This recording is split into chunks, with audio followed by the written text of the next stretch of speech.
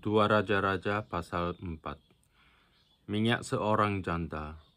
Salah seorang dari istri-istri para nabi mengadukan halnya kepada Elisa sambil berseru, "Hambamu suamiku sudah mati dan engkau ini tahu bahwa hambamu itu takut akan Tuhan.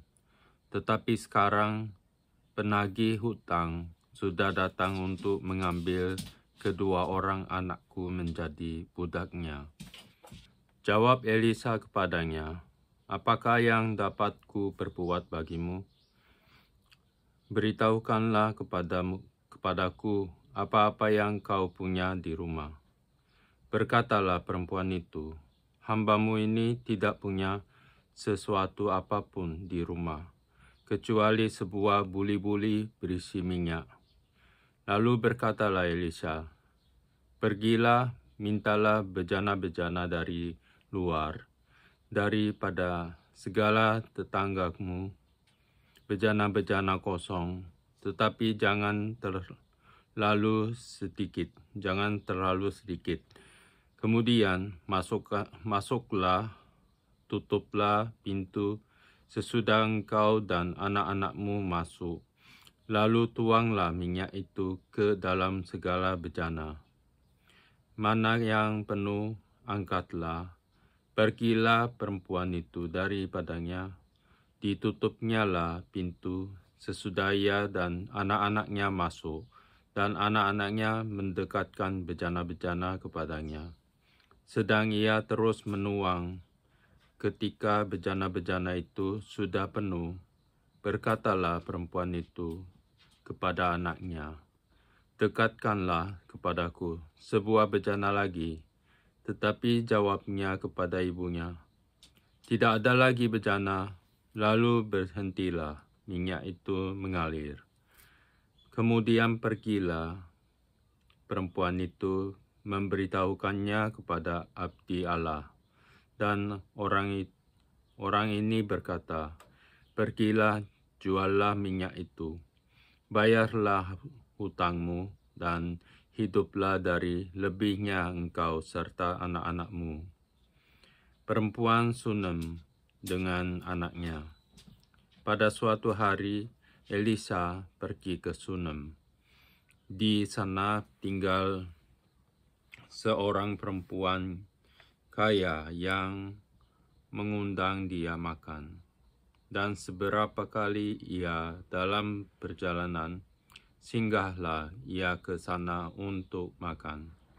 Berkatalah perempuan itu kepada suaminya, "Sesungguhnya aku sudah tahu bahwa orang yang selalu datang kepada kita itu adalah abdi Allah yang kudus.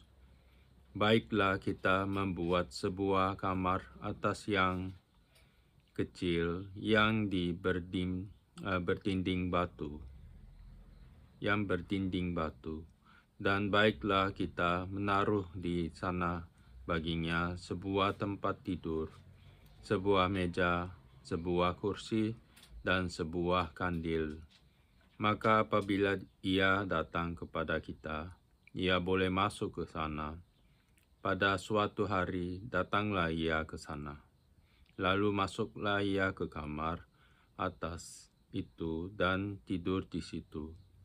Kemudian berkatalah ia kepada Gehazi, bujangnya, "Panggillah perempuan Sunem itu."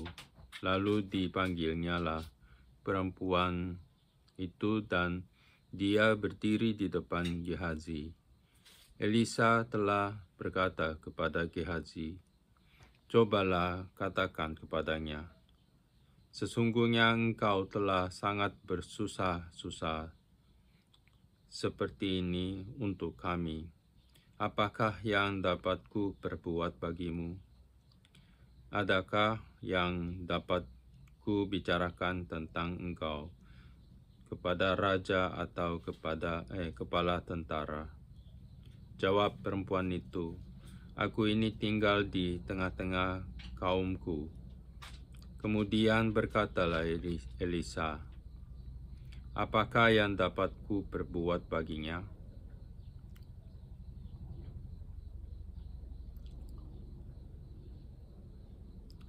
Jawab Gehazi,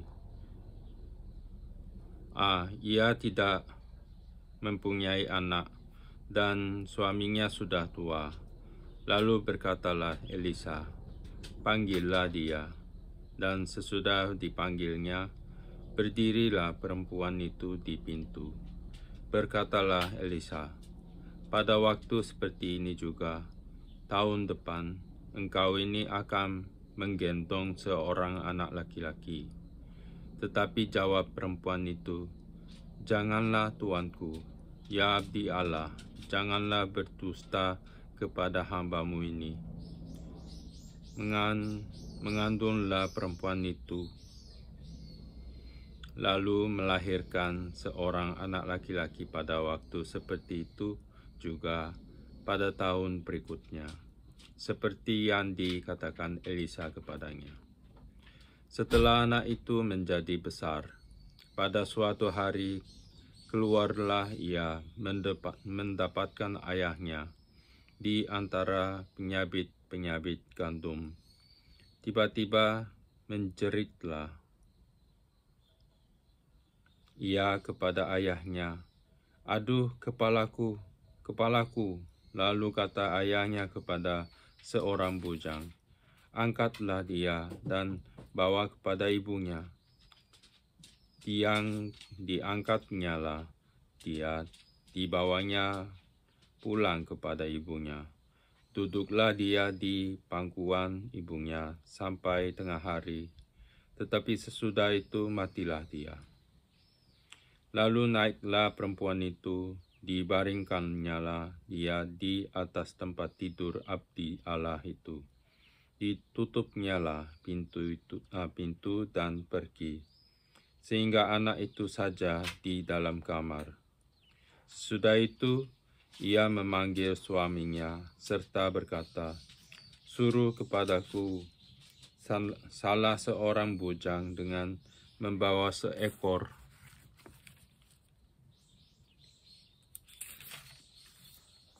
keledai betina. Aku mau pergi dengan segera kepada abdi Allah itu, dan akan terus pulang.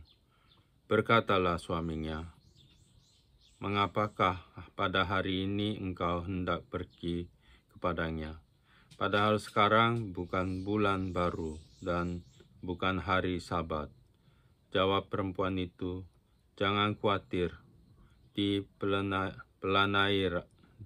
pelanainya lah keledai itu, dan berkatalah ia kepada bujangnya, tuntunlah dan majulah, jangan tahan-tahan aku dalam perjalananku, kecuali apabila ku katakan kepadamu. Demikianlah perempuan itu berangkat dan pergi kepada abdi Allah di Gunung Karmel. Segera sesudah abdi Allah melihat dia dari jauh, berkatalah ia kepada Gehazi, bujangnya, lihat, perempuan Sunem itu datang, larilah menyongsongnya dan katakanlah kepadanya, selamatkan engkau, selamatkah suamimu, selamatkah anak itu? Jawab perempuan itu, selamat. Dan sesudah ia sampai ke gunung itu, dipegangnya lah kaki abdi itu. Tetapi Gehazi mendekat hendak mengusir dia. Lalu berkatalah abdi Allah, biarkanlah dia. Hatinya pedih.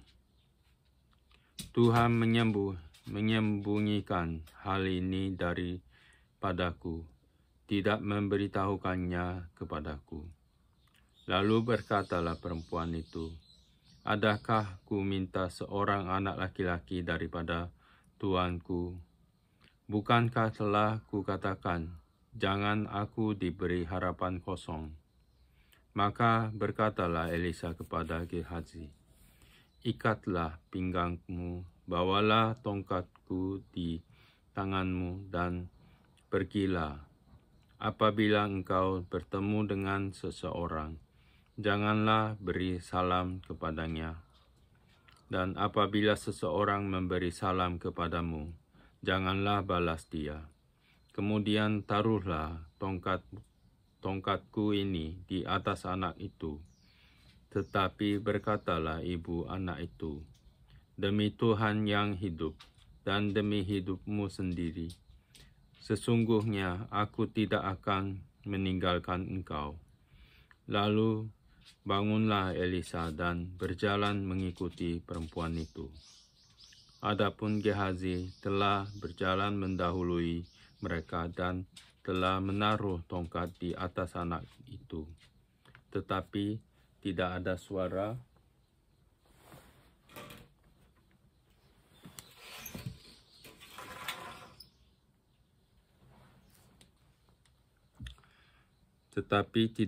suara dan tidak ada tanda hidup.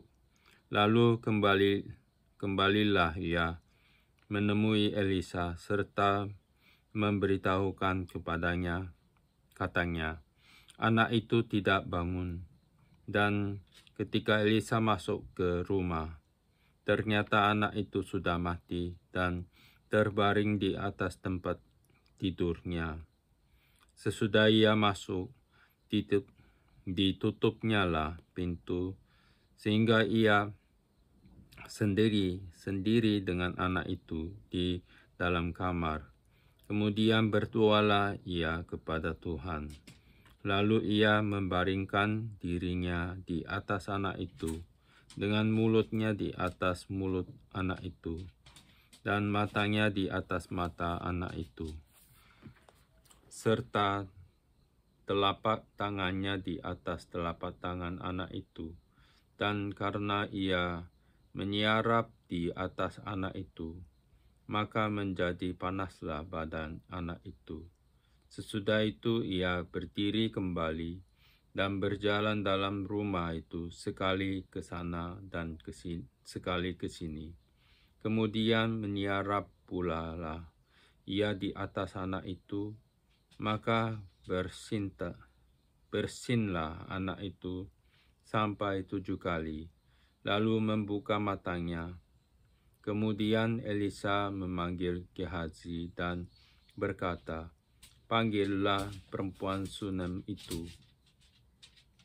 Dipanggilnyalah dia, lalu datanglah ia kepadanya. Maka berkatalah Elisa, angkatlah anakmu ini. Masuklah perempuan itu. Lalu tersungkur di depan kaki Elisa dan sujud menyembah dengan mukanya sampai ke tanah. Kemudian diangkatnyalah anaknya lalu keluar. Maut dalam kuali. Elisa kembali ke Gilgal pada waktu ada kelaparan di negeri itu.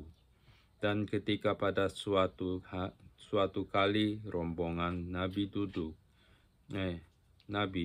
di depannya, berkatalah ia kepada bujangnya, taruhlah kuali yang paling besar di atas api, dan masaklah sesuatu masakan bagi rombongan nabi itu.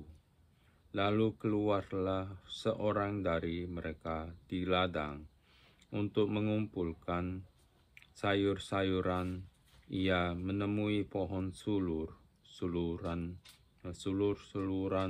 liar dan memetik daripadanya labu liar, serangkul penuh dalam jubahnya. Sesudah ia pulang, teruslah ia mengiris-irisnya ke dalam kuali masakan tadi, sebab mereka tidak mengenalnya. Kemudian dicedoklah dari masakan tadi bagi orang-orang itu untuk dimakan, dan segera sesudah mereka memakannya, berteriaklah mereka serta berkata, maut ada dalam kuali itu, hai abdi Allah, dan tidak tahan mereka memakannya. Tetapi berkatalah Elisa, ambillah tepung, dilemparkannyalah itu ke dalam kuali, serta berkata, Cedoklah sekarang bagi orang-orang ini, supaya mereka makan. Maka tidak ada lagi sesuatu bahaya dalam kuali itu. Memberi makan 100 orang. Datanglah seseorang dari Baal Salisa dengan membawa bagi abdi Allah roti hulu hasil, yaitu 20 roti jelai serta gandum baru dalam sebuah kantong. Lalu berkatalah Elisa, berilah itu kepada orang-orang ini supaya mereka makan. Tetapi pelayannya itu berkata, bagaimanakah aku dapat menghidangkan ini di depan 100 orang? Jawabnya, berikanlah kepada orang-orang itu supaya mereka makan. Sebab beginilah firman Tuhan, orang akan makan, bahkan akan ada sisanya. Lalu dihidangkannya lah di depan mereka, maka makanlah mereka dan ada sisanya, sesuai dengan firman Tuhan. 2 Raja-Raja pasal 5. Naaman disembuhkan. Naaman, panglima Raja Aram, adalah seorang terpandang di hadapan tuannya dan sangat disayangi, sebab oleh dia Tuhan telah memberikan kemenangan kepada orang Aram. Tetapi orang itu seorang pahlawan tentara, sakit kusta. Orang Aram pernah keluar bergerombolan dan membawa tertawan seorang anak perempuan dari negeri Israel. Ia menjadi pelayan pada istri Naaman.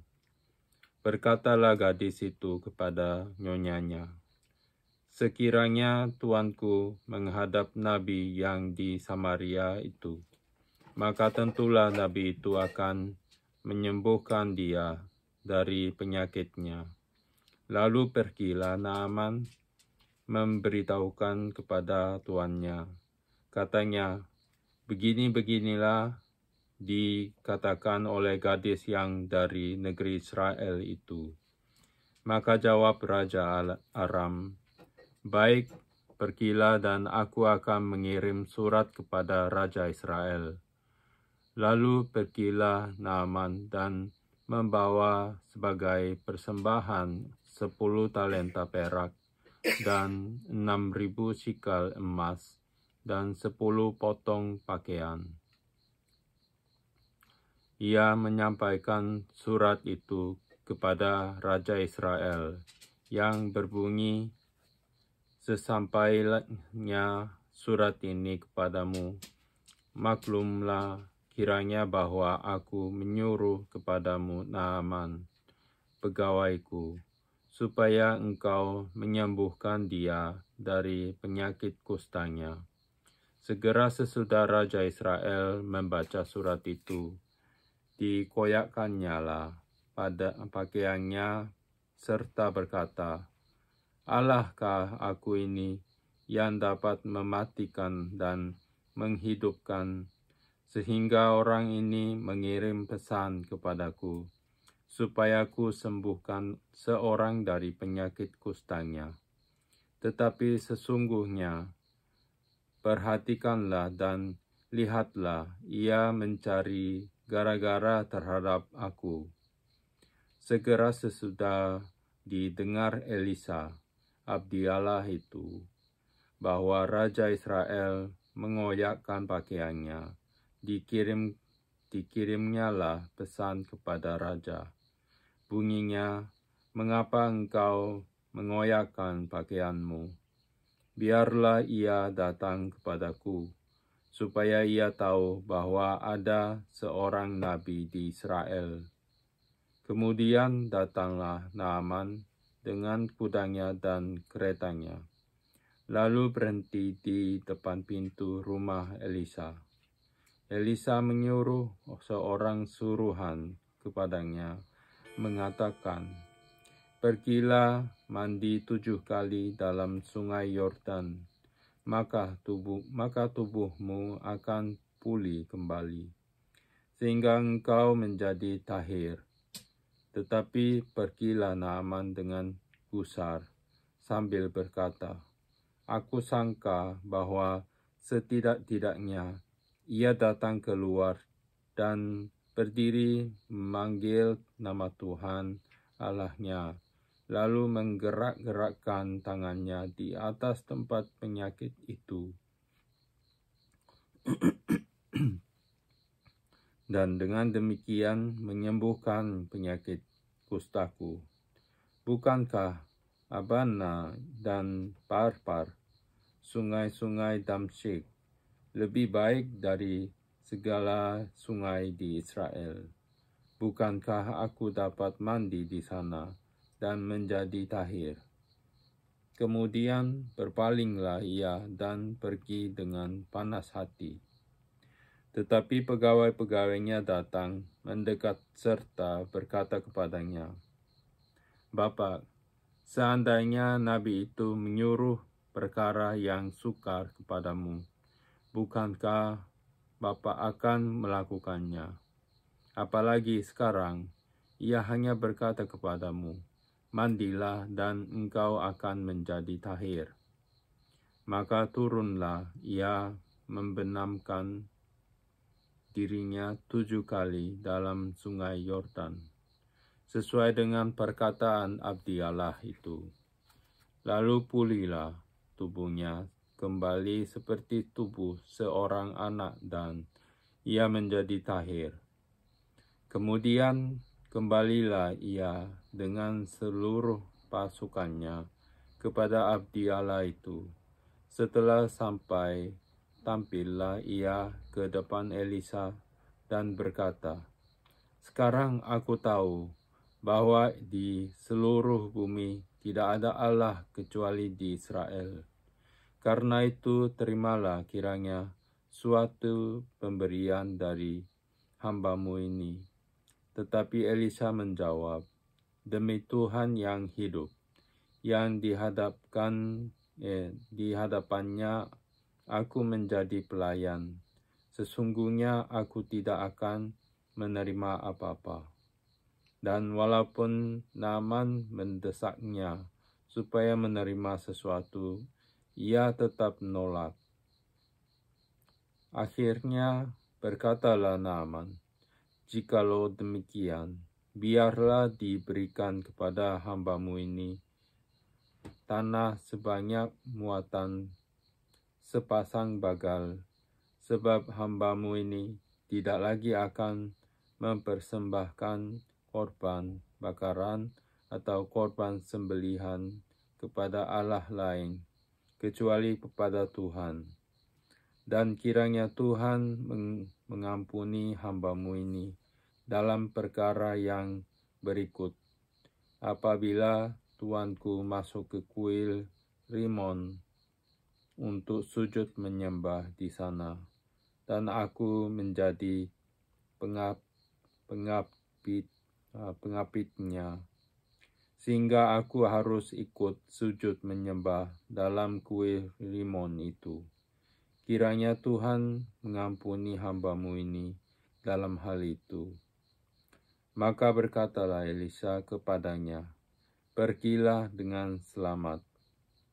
Setelah Naaman berjalan tidak berapa jauh daripadanya, berpikirlah Gehazi, bujang Elisa, abdi Allah, "Sesungguhnya tuanku terlalu menyegani Naaman, orang Aram ini, dengan tidak menerima persembahan yang dibawanya.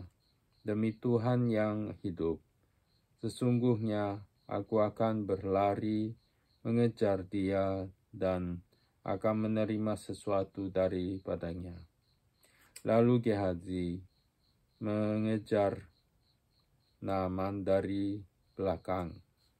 Ketika Naaman melihat ada orang berlari-lari mengejarnya, turunlah ia dengan segera dari atas kereta untuk mendapatkan dia dan berkata, "Selamat," jawabnya, "Selamat, Tuanku Elisa menyuruh aku mengatakan, baru saja datang kepadaku 2 orang muda dari pegunungan Efraim, dari antara rombongan nabi.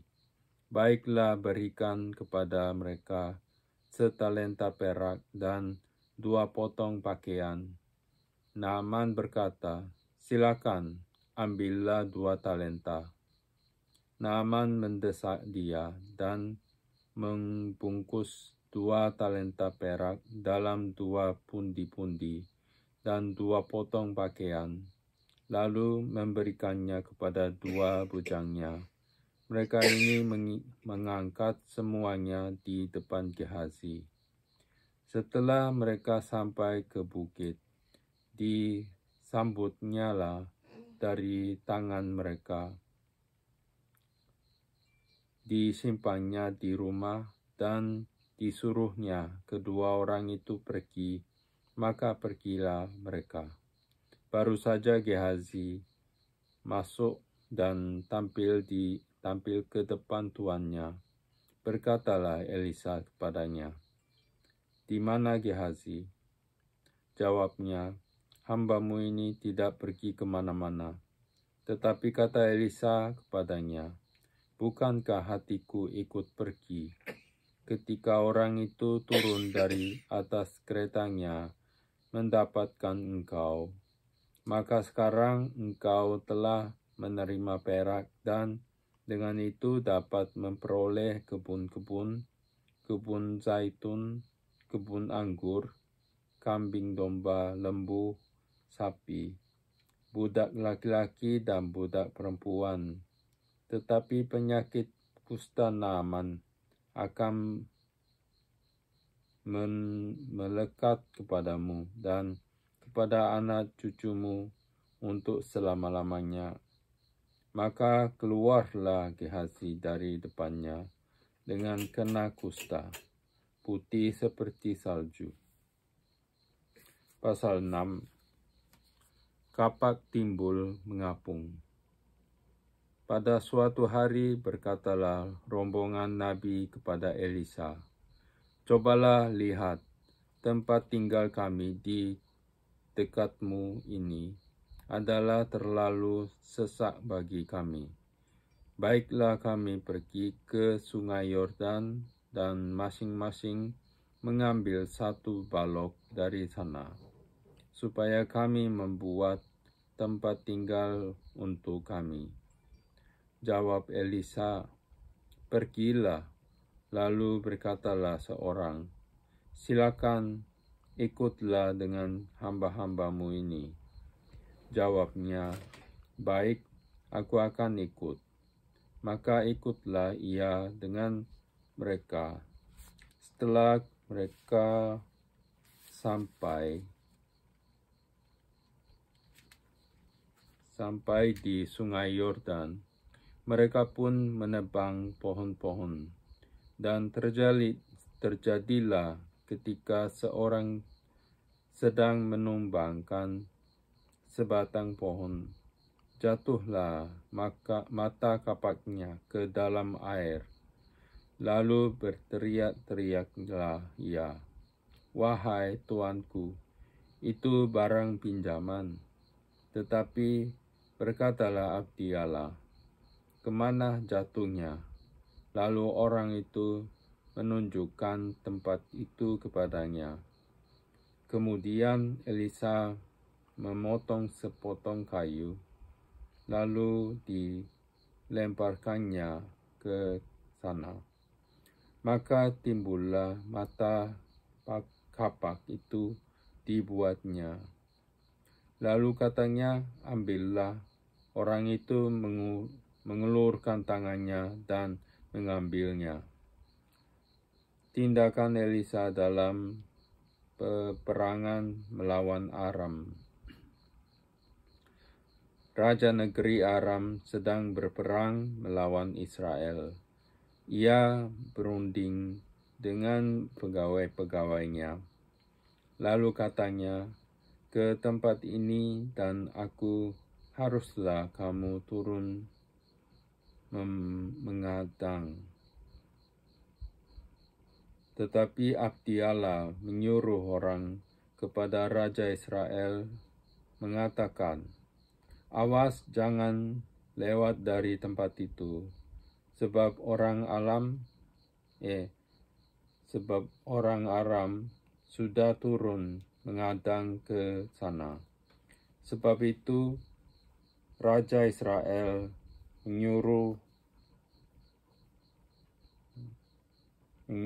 orang-orang ke tempat yang disebutkan abdi Allah kepadanya. Demikianlah Elisa memperingatkan kepadanya supaya berawas-awas di sana, bukan seperti 2 kali saja. Lalu mengamukkan hati Raja Aram tentang hal itu. Maka dipanggilnyalah pegawai-pegawainya, katanya kepada mereka, "Tidakkah dapat kamu memberitahukan kepadaku siapa dari kita memihak kepada Raja Israel?"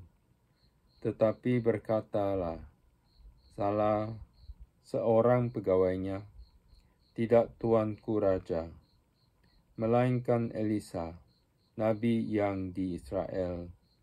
Dialah yang memberitahukan kepada Raja Israel tentang perkataan yang diucapkan oleh tuanku di kamar tidurmu." Berkatalah Raja, "Pergilah melihat di mana dia,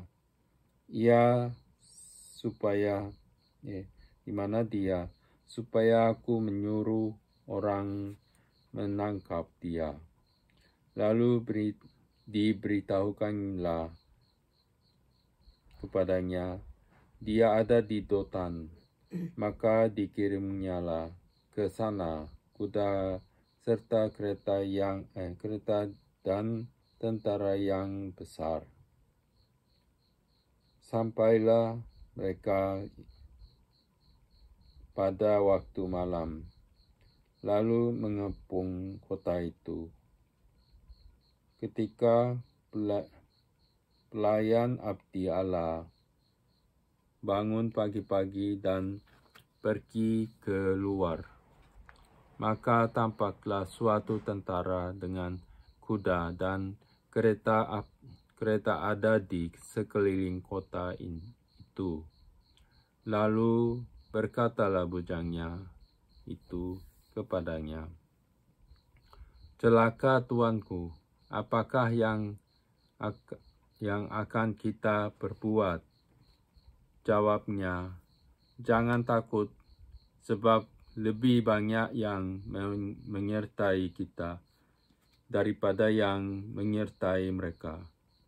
Lalu berdoalah Elisa, "Ya Tuhan, bukankah kiranya matanya supaya ia melihat?"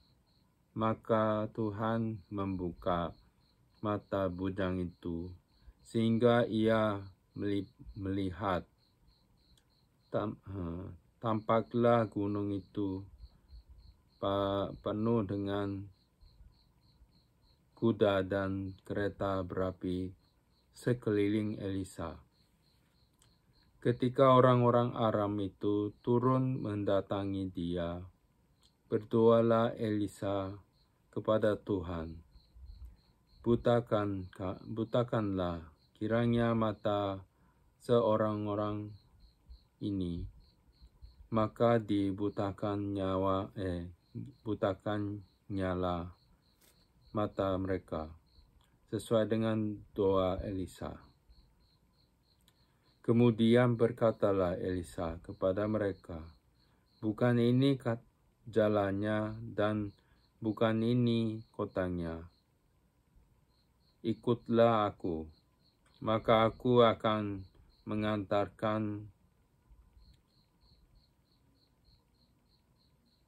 mengantarkan kamu kepada orang mereka ke Samaria. Segera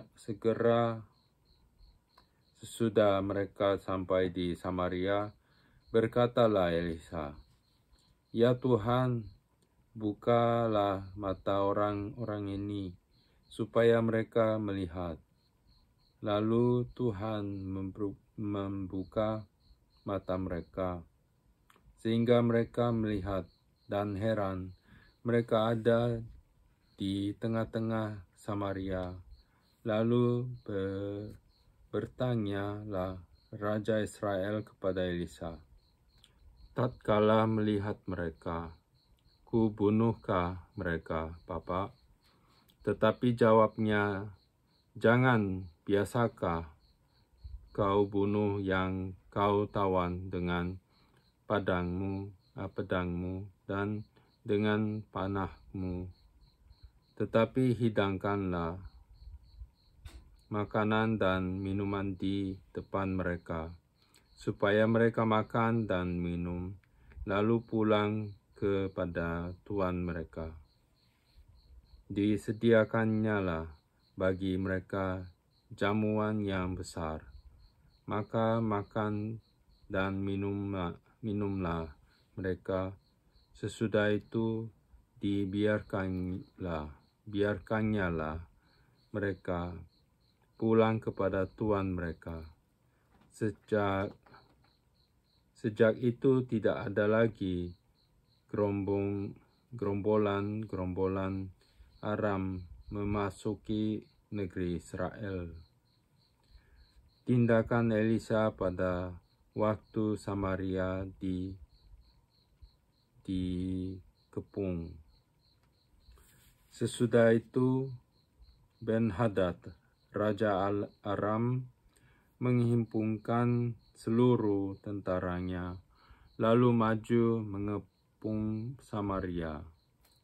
Maka terjadilah kelaparan hebat di Samaria selama mereka mengepungnya, sehingga sebuah kepala keledai berharga 80 sikal perak dan seperempat kap tahi merpati berharga 5 sikal perak.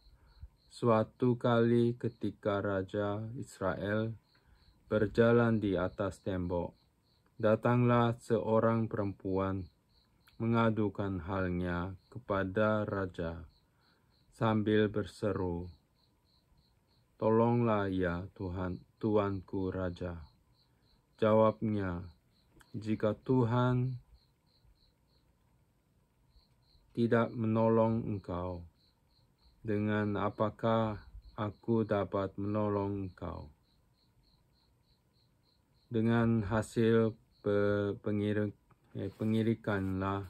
pengirikankah atau hasil pemeresan anggur?" Kemudian bertanyalah raja kepadanya, "Ada apa?" Jawab perempuan itu, "Perempuan ini berkata kepadaku, berilah anakmu laki-laki, supaya kita makan dia pada hari ini, dan besok akan kita makan anakku laki-laki. Jadi kami memasak anakku dan memakan dia.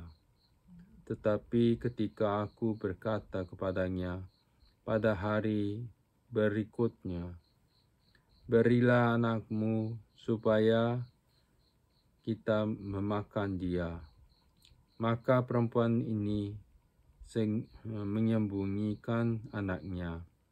Tatkala raja terdengar perkataan perempuan itu, dikoyakkannyalah pakaian, dan sedang ia berjalan di atas tembok,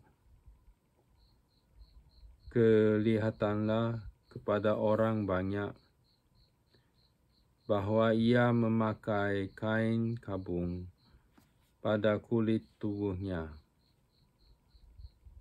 Lalu berkatalah raja, beginilah kiranya Allah menghukum aku, bahkan lebih daripada itu, jika masih tidak kepala Elisa bin Safat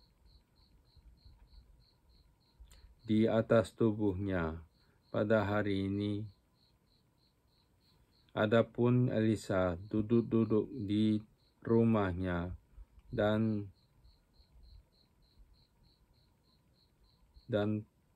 para tua-tua duduk bersama-sama dia. Raja menyuruh seorang berjalan mendahuluinya.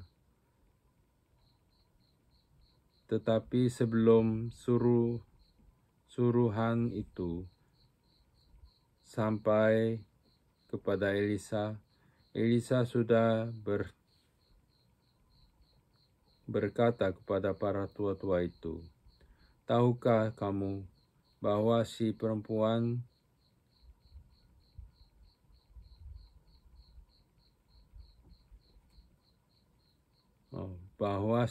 pembunuh itu menyuruh orang untuk memenggal